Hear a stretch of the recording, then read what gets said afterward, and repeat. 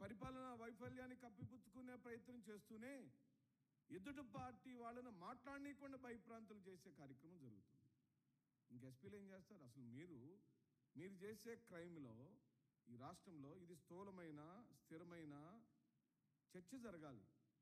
TV డిబేట్లు చూద్దామంటే majority TV డిబేట్లు తెలుగుదేశం పార్టీ అనుకూలమైన డిబేట్లు జరుగుతుంటాయి. టీవీ డిబేట్ పెట్టారంటే ఆ రోజు ఎజెండా వైఎస్ జగన్మోహన్ రెడ్డి యొక్క వ్యక్తిత్వ హననం చేయటం ఎలా, ఇంక వేరే ఎజెండాలు ఏముండవు. ఈ రాష్ట్రంలోని రైతాంగాలకు సంబంధించిన యూరియా మీద చర్చ జరగదు, యూరియా కొరత మీద చర్చ జరగదు. ప్రభుత్వ కళాశాలలు, వైద్య కళాశాలలు ప్రైవేటీకరించే కార్యక్రమం మీద ఏ ఒక్క సిగ్గులేని ఒక్క మీడియా కూడా చర్చలకు పెట్టట్లేదు. ఎందుకండి? అది మీ బాధ్యత కాదా? ఓన్లీ చంద్రబాబు నాయుడు ప్రభుత్వాన్ని ప్రొటెక్ట్ చేయటం, చంద్రబాబు నాయుడు యొక్క సహకారాన్ని పొందటం, చంద్రబాబు నాయుడికి మీ సహకారాన్ని అందించడం, ఇచ్చిపుచ్చుకోవటం, క్విట్ ప్రోకో, ఇదే కదా ఈ రాష్ట్రంలో జరుగుతుంది. ఇంతకన్నా అన్యాయం ఏమనుందా? మీరు పోలీస్ వ్యవస్థ మొత్తాన్ని మీ వ్యవహారాలకి అనగా మీ సొంత రాజకీయ వ్యవహారాలకు, మీ కక్ష సాధింపులకు నేను వ్యవస్థ మొత్తాన్ని నేను నిందించట్లేదు ప్రియమిత్రులారా. మీకు అనుకూలమైనటువంటి మెజార్టీ పోలీసులను మీరు ఈ రాష్ట్రంలో ఎలా వాడుకుంటున్నారు? రాజకీయ కార్యకర్తల కన్నా హీనంగా వాడుకుంటున్నారు. బాగా పనికొచ్చే వాళ్ళకే పోస్టింగ్లు ఇస్తున్నారు.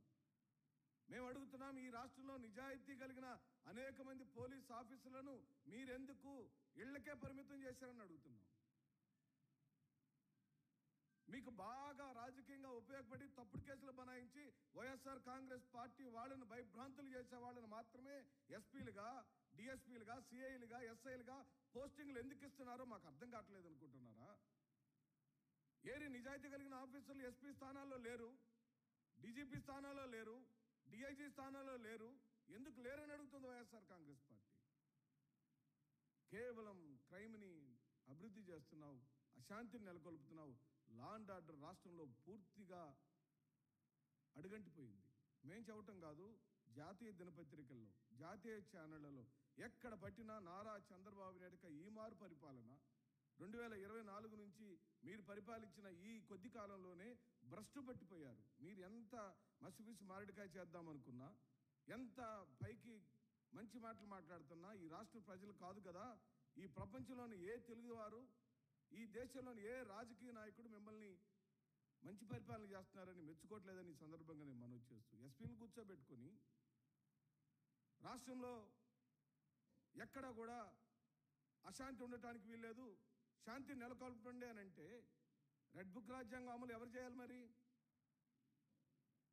రెడ్ బుక్ రాజ్యాంగంలో మీరు రాసుకున్న పేర్లు, ఆ పేర్లకు సంబంధించిన ఒక్క ఆధారం లేకపోయినా, ఆయన ఎక్కడ కూడా ఒక్క కేసులో ఇన్వాల్వ్ లేకపోయినా, ఒక సంఘటన జరగకపోయినా, సంఘటనలను సృష్టించేది నువ్వే, లేని ఆధారాలు సృష్టించేది నువ్వే. నీ రెడ్ బుక్లో ఉన్న పేర్లను ఏదో ఒక విధంగా కేసులు బనాయించి అరెస్టులు చేసి వాళ్ళ ఆత్మస్థైర్యాన్ని, ఆత్మగౌరవాన్ని దెబ్బతీసే కార్యక్రమం ఈ 18 నెలల కాలం నుంచి నిరంతరం జరుగుతున్నది. ఇంక మీరు ఎలా చెప్తారు? క్రైమ్ని ఆపమని మీరు ఎలా చెప్తారు? అసలు క్రైమ్ను మొదలుపెట్టిందే మీరు కదా ఈ రాష్ట్రంలో. శాంతియుతంగా పరిపాలించిన అనుభవజ్ఞైన మీరు ఇంత దారుణాతి దారుణంగా ప్రవర్తిస్తారని ఎవరైనా అనుకున్నారా?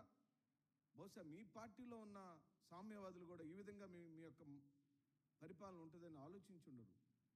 ఎంతో కొంత మెరుగైన పరిపాలన అందిస్తారని ఆశపడి ఉంటుంది. కానీ ఆశలన్నీ అల్లకల్లాలం చేసి తప్పుడు కేసులు పెట్టి మానవ హక్కులకు భంగం